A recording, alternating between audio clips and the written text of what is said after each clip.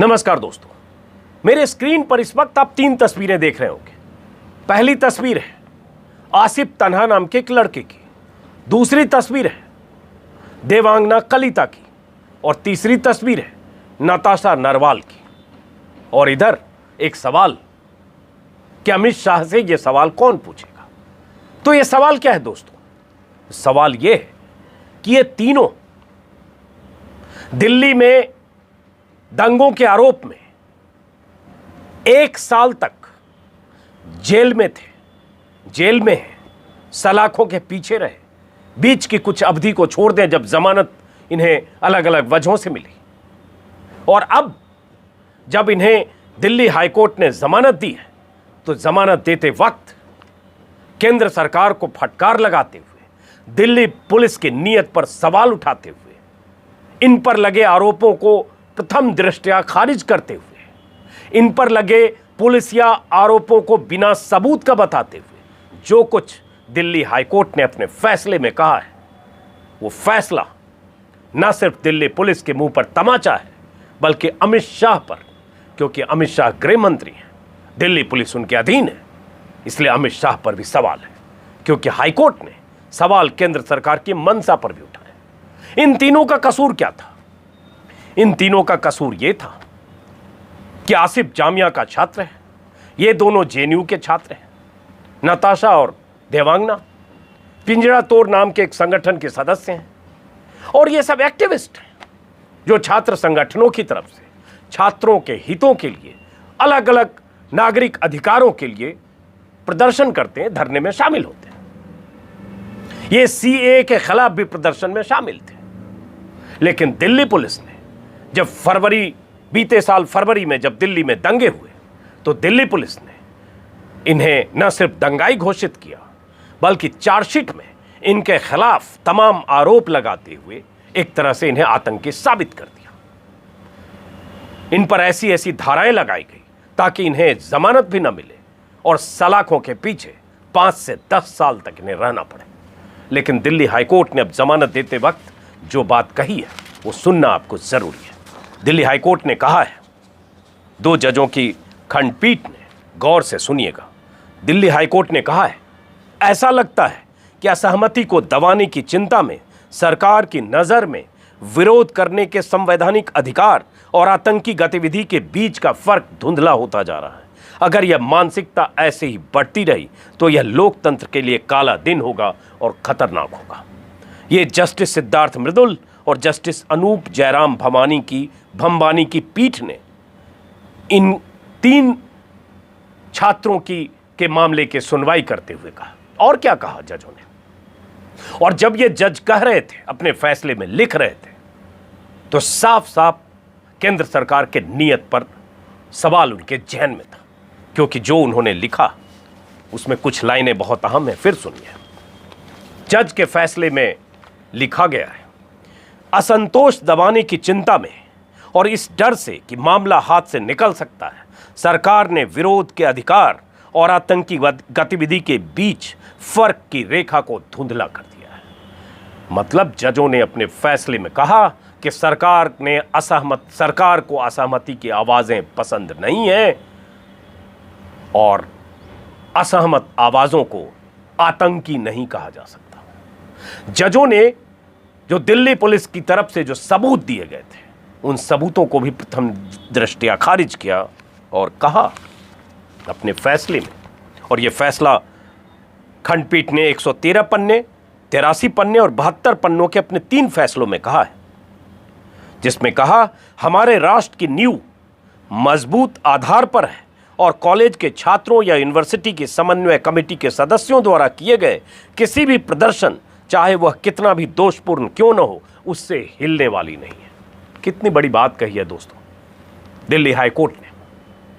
आज के कुछ अखबारों की सुर्खियां हैं, जैसे ये हेडलाइन जो आप देख रहे हैं, नवभारत टाइम्स की हेडलाइन है, विरोध करना आतंकी साजिश नहीं, जेएनयू छात्रों को जमानत देकर कोर्ट ने केंद्र को घेरा। ये नवभारत टाइम्स की हेडलाइन है। ये अमर उजाला की हेडलाइन है, विरोध का हक आतंकी गतिविधि नहीं, सरकार ने नहीं समझा फर्क। ये फैसला लिखते वक्त निशाने पर सीधे सीधे केंद्र सरकार है, केंद्र सरकार मतलब गृह मंत्री, क्योंकि दिल्ली पुलिस गृह मंत्री के अधीन है और गृह मंत्री अमित शाह। और जिस ढंग से दिल्ली में एक्टिविस्ट को, बुद्धिजीवियों को और ऐसे तमाम असहमत आवाजों वाली शख्सियतों को दंगों के आरोप में फंसाया गया, उनके खिलाफ फर्जी सबूत गढ़े गए और उसके आधार पर ऐसे इंतजाम दिल्ली पुलिस ने किए कि उन्हें निचली अदालतों में जमानत न मिले और उसके बाद साल दर साल वो घिसटते रहे सलाखों के पीछे। और क्या कहा अदालत ने, हाई कोर्ट ने।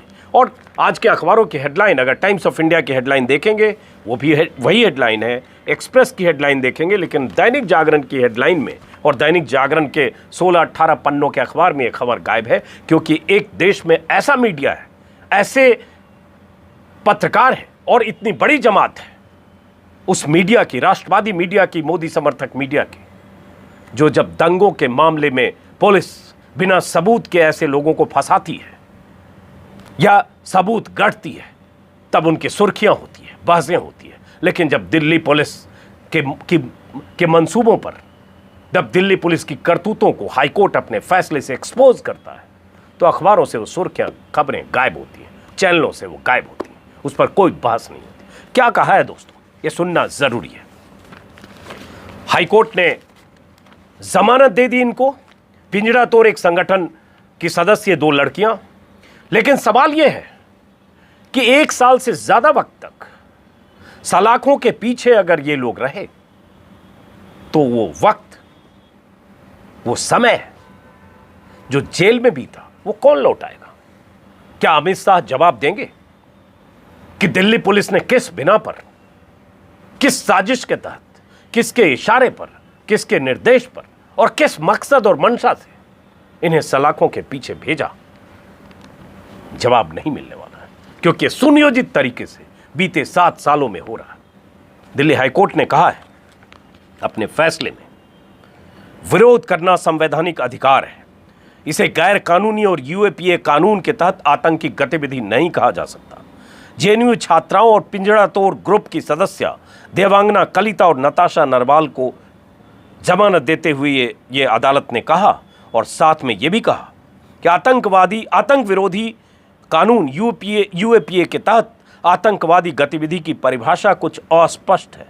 इसे आईपीसी के तहत आने वाली आपराधिक गतिविधियों पर लापरवाह तरीके से लागू नहीं किया जा सकता।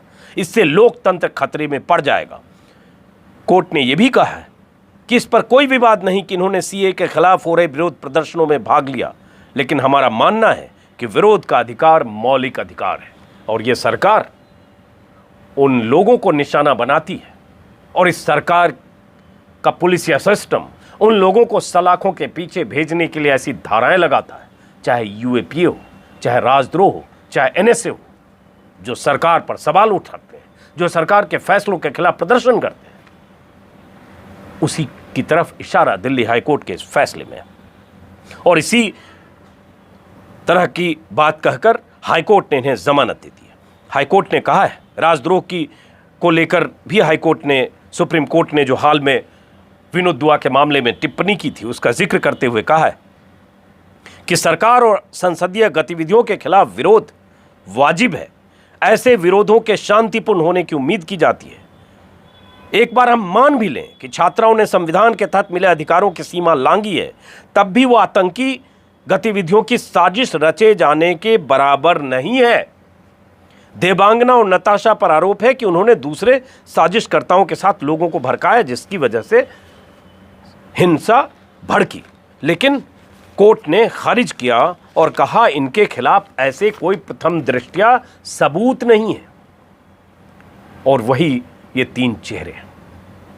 नताशा की एक तस्वीर आपने देखी होगी, जब उनके पिता महावीर नरवाल की कोविड में डेथ हुई और उस वक्त मई के दूसरे सप्ताह में नताशा को 3 सप्ताह के लिए जमानत मिली पिता के अंतिम संस्कार में हिस्सा लेने के लिए। और उसके बाद 3 सप्ताह के बाद जब उनकी मियाद पूरी हुई तब वो फिर से वापस जेल गई, सरेंडर किया। जब मियाद खत्म हुई, सलाखों के पीछे जाना उन्होंने मंजूर किया, कबूल किया और बाहर एक तस्वीर उनकी वायरल हुई थी। वो एक हौसले वाली एक लड़की की तस्वीर थी। जो जानती थी कि अपने नागरिक अधिकारों के लिए, अपने मौलिक अधिकारों के लिए, अपनी अभिव्यक्ति की आज़ादी के लिए अगर आवाज़ उठाएगी तो उसकी कीमत चुकानी पड़ सकती है। वो कीमत तो उन लोगों ने चुकाई, करीब करीब 1 साल सलाखों के पीछे। आज दिल्ली हाईकोर्ट के इस तरह के फैसले के बाद कौन पूछेगा सवाल अमित शाह से? क्या कोई मीडिया पूछेगा? वो मीडिया जो महीने भर, सप्ताह दर सप्ताह लगातार इन्हें दंगाई साबित करने की कोशिश करता रहा, इन्हें आतंक की साजिश का मोहरा साबित करने की कोशिश करता रहा, इनकी पूरी साख इनके भविष्य पर जिसने कालिख पोती, क्या वो मीडिया के एंकर, पत्रकार, रिपोर्टर, संपादक, उनका मुंह काला नहीं हुआ है? और क्या वो माफी मांगकर कहेंगे कि दिल्ली हाईकोर्ट ने अगर कहा इनके खिलाफ कोई सबूत नहीं है तो उनसे कोई गलती हुई है? नहीं कहेंगे। और गलती मान भी लें अगर कोई, तो क्या इनके 1 साल वापस आएंगे? ये बहुत बड़ा सवाल है दोस्तों। और क्या कहा हाईकोर्ट ने? हाईकोर्ट ने कहा, सुन लीजिए गौर से, हाईकोर्ट ने कहा यूएपीए के अत्यंत गंभीर दंड प्रावधानों को लोगों पर थोपना हमारे राष्ट्र के अस्तित्व के खतरों को दूर करने के उद्देश्य से संसद द्वारा बनाए गए कानून को कमजोर करेगा। गंभीर दंडात्मक प्रावधानों को बिना मतलब इस्तेमाल करना, इसे कमतर करना होगा। खंडपीठ ने यह भी कहा है कि ये मैंने आपको बताया कि विरोध करना गैर कानूनी नहीं है। यूएपीए के अर्थ में आतंकवादी कृत्य इसे नहीं कहा जा सकता। और आरोप पत्र में निहित तथ्यात्मक आरोपों और उसके साथ दिए गए सबूतों से साफ है कि निश्चित रूप से यूएपीए की धारा 15, 17 या 18 के तहत यह अपराध नहीं है। आरोप पत्र में आतंकी कृत्य या इसके लिए धन जुटाने के आरोप नहीं है। कोर्ट ने कहा, शांतिपूर्ण विरोध का अधिकार संविधान के अनुच्छेद 19(1)(a) के तहत लोगों का संवैधानिक अधिकार है। यह भी कहा, भड़काऊ भाषण, चक्का जाम करने, महिलाओं को विरोध के लिए उकसाने और इसी प्रकार के अन्य आरोप कम से कम इस बात के सबूत हैं कि आरोपी विधिक विरोध प्रदर्शनों को आयोजित करने में शामिल थे। लेकिन इन लोगों ने हिंसा को उकसाया है, यह हमारी समझ से परे है। ऐसे में आतंकी कृत्य या साजिश की बात करना बेमानी है। इतना कुछ कहने के बाद और सीधा सीधा जो बात हाईकोर्ट ने कही है जमानत देते वक्त अपने फैसले में, वो सीधा सीधा केंद्र सरकार पर तमाचा है। इसलिए कि अगर हाईकोर्ट, फिर से रिपीट करूं, अगर हाईकोर्ट कहता है कि सरकार ने विरोध के अधिकार और आतंकवादी गतिविधि के बीच फर्क की रेखा को धुंधला कर दिया, तो इसका मतलब साफ है। और ये सिलसिला लगातार बीते कई सालों से आप देख रहे हैं।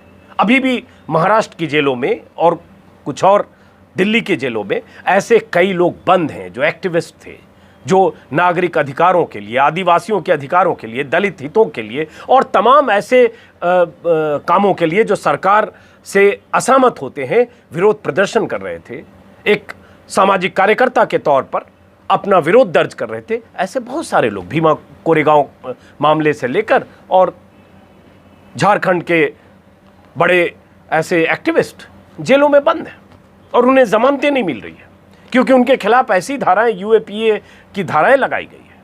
उन्हें एक तरह से बहुत बड़ी साजिश करके फंसाया गया है। उनके खिलाफ ऐसे साजिश वाले फर्जी सबूत अदालतों में पेश किए गए। लेकिन नताशा, देवांगना और आसिफ की रिहाई का रास्ता साफ हो गया है। इस रिहाई का मैं और मेरे जैसे हजारों लाखों लोग जो अभिव्यक्ति की आज़ादी के पक्षधर हैं, स्वागत करते हैं। लेकिन लानत भेजते हैं उन साथियों को, मीडिया के साथियों को, उन पत्रकारों को जो खुद को राष्ट्रवादी कहते हैं लेकिन दरअसल वो मोदीवादी हैं। दरअसल वो मोदी सरकार के ऐसे भक्त हैं जो सरकार के गलत फैसले को छिपाने के लिए या गलत फैसले को प्रचारित करने के लिए और उसे देश हित में साबित करने के लिए ढिंढोरची का वो काम करते हैं जो किसी पत्रकार का काम नहीं हो सकता, किसी मीडिया का काम नहीं हो सकता। अगर ये मीडिया अपनी भूमिका निभाती तो शायद इस सलाखों के पीछे इन्हें 1 साल नहीं रहना पड़ता, क्योंकि इन्हें दंगाई साबित करने में, इन्हें आतंकी साबित करने में, पुलिस की थ्योरी को प्रसारित करके उसे सही साबित करने में मीडिया की बड़ी भूमिका थी।